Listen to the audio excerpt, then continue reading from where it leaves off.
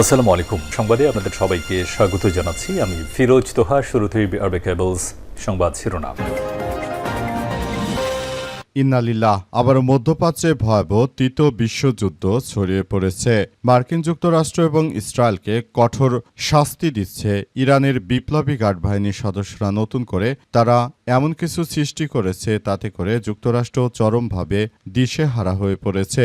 আর এরই মাঝে আমাদের হাতে এসে পৌঁছেছে ইরান, ইসরায়েল ও যুক্তরাষ্ট্রের মধ্যে যে তৃতীয় বিশ্বযুদ্ধ চলছে। যুদ্ধের সর্বশেষ গুরুত্বপূর্ণ সবথেকে তাজা আপডেট সংবাদ আপনাদের জানিয়ে দিব। প্রথমেই জানিয়ে দিব, বাব আল মানদেব নিয়ে হুতিদের নতুন নির্দেশনা দিল ইরানের বিপ্লবী গার্ড বাহিনীর সদস্যরা। ইরানের বিদ্যুৎ অবকাঠামোর উপর যুক্তরাষ্ট্রের হামলা চললে লোহিত সাগরে প্রবেশ পথ বাব আল মানদেব বন্ধ করতে প্রস্তুত থাকতে ইয়েমেনের হুতি বিদ্রোহীদেরকে নির্দেশ দিয়েছে ইরান। বিষয়টির সঙ্গে সংশ্লিষ্ট তিনটি সূত্রের বরাদে রয়টার্সকে এই তথ্য জানিয়েছে। বিশ্লেষকদের মতে এমন পদক্ষেপ বাস্তবায়িত হলে বৈশ্বিক জ্বালানি সরবরাহে আরও বড় আকারের সংকটে পড়তে পারে। এরপর জানাবো, আমরা যুদ্ধকে স্বাগত জানাইনি এবং কখনোই জানাবো না বললেন ইরানের স্পিকার। মার্কিন প্রেসিডেন্ট ডোনাল্ড ট্রাম্প দাবি করেছেন যে যুক্তরাষ্ট্রের সঙ্গে আলোচনায় বসতে চায় ইরান। তবে একই সময় ইরানের পার্লামেন্টের স্পিকার প্রধান আলোচক মোহাম্মদ বাঘের গালিবাফ চলমান সংঘাতকে দেশের অস্তিত্ব রক্ষার যুদ্ধ হিসেবে উল্লেখ করেছেন। তিনি আরও জানান, জাতীয় স্বার্থ রক্ষায় কূটনীতিও সমানভাবে প্রয়োজন। যুদ্ধ করতে বাধ্য হচ্ছে আমরা।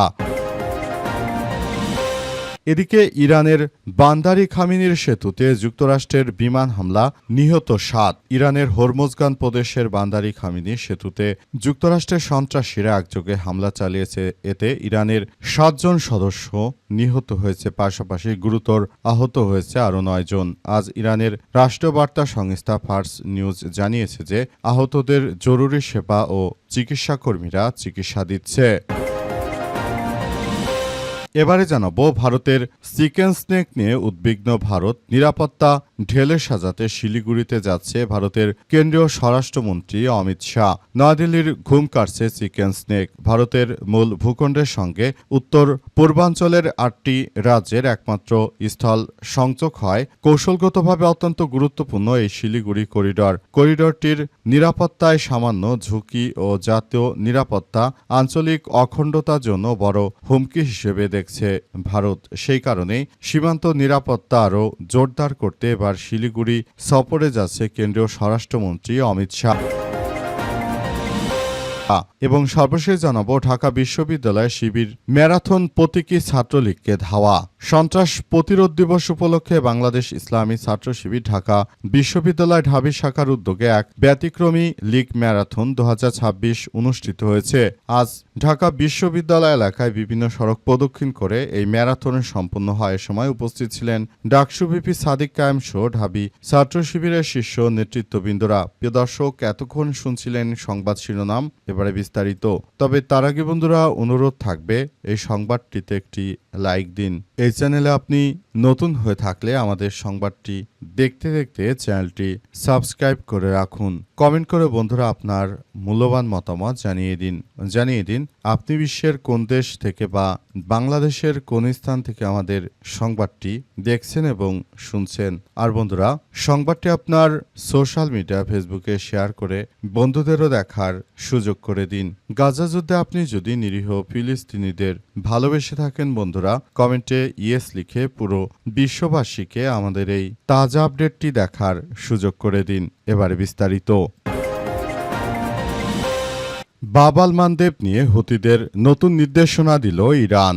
ইরানের বিদ্যুৎ অবকাঠামোর উপর যুক্তরাষ্ট্র হামলা চালালে লোহিত সাগরের প্রবেশ পথ বাব আল মানদেব বন্ধ করতে প্রস্তুত থাকবে ইয়েমেনের হুতি বিদ্রোহীদেরকে নির্দেশ দিয়েছে তেহরান। বিষয়টির সঙ্গে সংশ্লিষ্ট তিনটি সূত্রের বরাতে রয়টার্সকে এই তথ্য জানিয়েছে।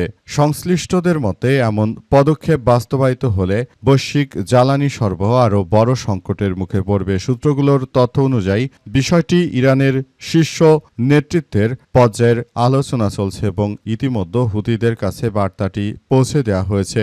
দুইজন জ্যেষ্ঠ ইরানি কর্মকর্তা এবং আঞ্চলিক এক সূত্রের পরিচয় গোপন রাখা সত্ত্বে রয়টার্সকে জানিয়েছেন সাম্প্রতিক হুতিদের এই প্রস্তুতি নেওয়ার নির্দেশ দেওয়া হয়েছে। তবে কিভাবে বার্তাটি পৌঁছে দেওয়া হয়েছে করেছে তা যুক্তরাষ্ট্রের প্রেসিডেন্ট ট্রাম্প ইরানের বিদ্যুৎ অবকাঠামোয় হামলার হুমকি দেওয়ার আগে নাকি পরে সেটি সম্পর্কে এখনও আমরা তেমন কোনো তথ্য জোগাড় করতে পারিনি। শুধু এইটুকু তথ্য আমরা দিতে পারবো, সেটি হচ্ছে যে মার্কিন যুক্তরাষ্ট্র এবং ইরান তারা মূলত যেভাবে যুদ্ধ পরিস্থিতির সৃষ্টি করেছে, সেই যুদ্ধ ভবিষ্যতে কোন পর্যায়ে গিয়ে থামবে এবং বর্তমানে যেভাবে পর্যায়ক্রমে ইরানের উপর আক্রমণ করা হচ্ছে, এই যুদ্ধ আদতে কোন পর্যায়ে যাবে সেটি সম্পর্কে আমরা এখন পর্যন্ত কোনো কিছু বলতে পারছি না। আমরা পুরো বিষয়গুলো নিয়ে খুবই হতচকিত হয়ে গিয়েছি বলে উল্লেখ করা হয়েছে।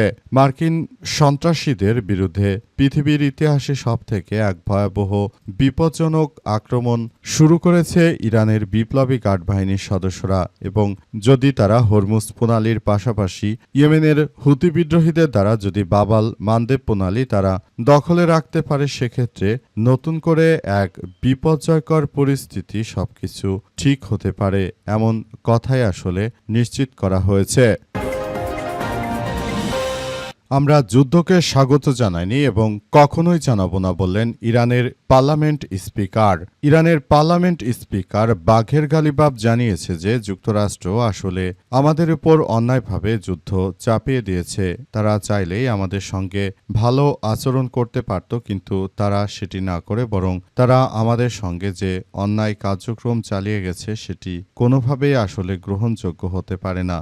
সেখানে তিনি আরও উল্লেখ করেছেন যে সবাইকে বলতে চাই, মার্কিন সন্ত্রাসীদের ব্যাপারে আরও বেশি সজাগ থাকতে হবে। যদি তারা পুরো বিশ্বের বুকে এক ধরনের ভয়াবহ বিপর্যয়কর পরিস্থিতির সৃষ্টি করাই তাদের উদ্দেশ্য এবং তারা এরপরই সেখানে অস্ত্র বিক্রি করে হাজার হাজার বিলিয়ন বিলিয়ন ডলার তারা আয় করবে, এটাই হচ্ছে তাদের একমাত্র কাজ। কিন্তু ইরানের বিপ্লবী গার্ড বাহিনীর সদস্যরা কখনো সাধারণ মানুষের বিরুদ্ধে গিয়ে আজ পর্যন্ত কোনো একটি পদক্ষেপ গ্রহণ করেনি। পৃথিবীর কোনো দেশেই তারা মার্কিন সন্ত্রাসীদের মতো এভাবে ঘাঁটি করে তারপর মানুষদেরকে তারা এভাবে নাস্তানাবুদ করছে না। সুতরাং বিষয়গুলো এখনই সময় এবং সুযোগ, সবাইকে আরও বেশি সতর্কতামূলক কার্যক্রম চালিয়ে যেতে হবে। যদি যুক্তরাষ্ট্রের এই সন্ত্রাসী কার্যক্রমগুলোকে আপনারা মেনে নেন, মুসলিম রাষ্ট্রগুলো যদি সবাই আপনারা এই বিষয়গুলো মেনে নেন, তাহলে ভবিষ্যতে আপনাদের জন্য আরও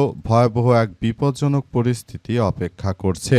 যুক্তরাষ্ট্রের সন্ত্রাসীরা তারা মূলত বাংলাদেশ ইরানকে একটি নাজুক অর্থনৈতিক রাষ্ট্রের দিকে ঠেলে দিয়ে তারপর সেখান থেকে তারা ফায়দা হাসিল করতে চাইছে। তাদের এই সন্ত্রাসী কার্যক্রমগুলোকে ইরান কখনোই মেনে নেবে না। ইরানের বিপ্লবী গার্ড বাহিনীর সদস্যরা যুক্তরাষ্ট্রের এই সন্ত্রাসী কার্যক্রমগুলোকে মাটির সঙ্গে মিশিয়ে দিতে তারা বদ্ধপরিকর। অবস্থায় যুক্তরাষ্ট্র আসলে এই মুহূর্তে একা হয়ে পড়েছে।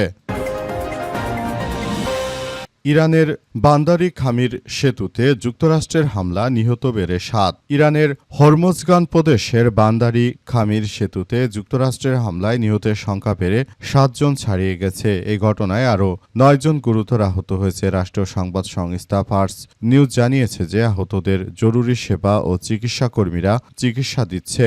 হামলার পর এলাকায় উদ্ধার কার্যক্রম অব্যাহত রয়েছে। তবে হামলায় বেসামরিক নাগরিক নিহতের বিষয়টি স্বীকার করেনি যুক্তরাষ্ট্র।